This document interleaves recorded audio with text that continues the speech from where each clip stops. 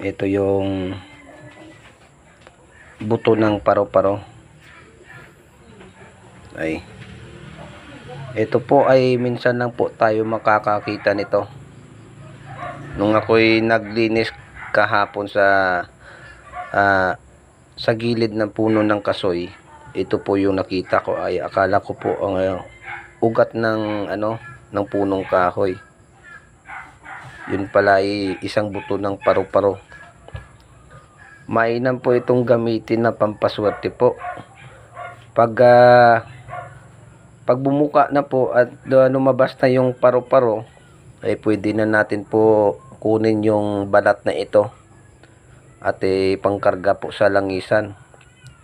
Yung iba ay tinatawag na alaga ng engkanto, yung paro-paro.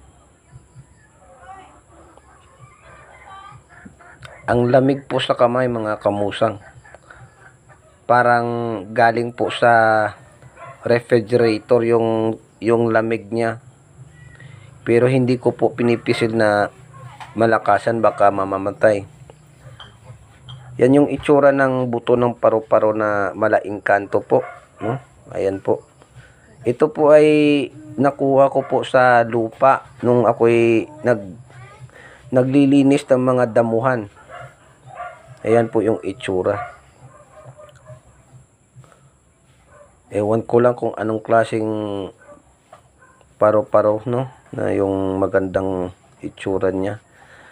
Pag lumabas na to, saka ko na po kunin yung balat niya. Kumuha po ako ng bote, ng coke sakto. Bubutasan lang natin para pag mabuhay po, pakawalan na natin. At kukunin lang natin yung balat niya. Lagyan lang natin ng yung lupa. Kasi sa lupa mo natin nakuha at nakaganito po nung nung naglinis po ako, nakaganito sa lupa, nakalibing. Kaya lagyan po natin ng lupa. Maraming salamat. Talagang siniswerte po tayo. Kahit nasa bahay lang po tayo, ay binibigyan po tayo ng mga swerte.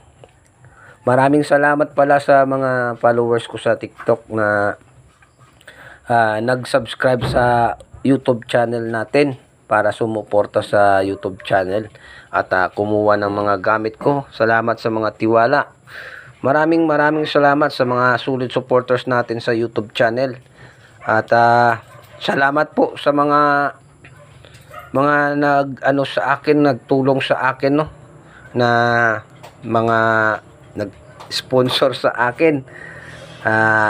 Maraming salamat sa inyo mga bro and sis.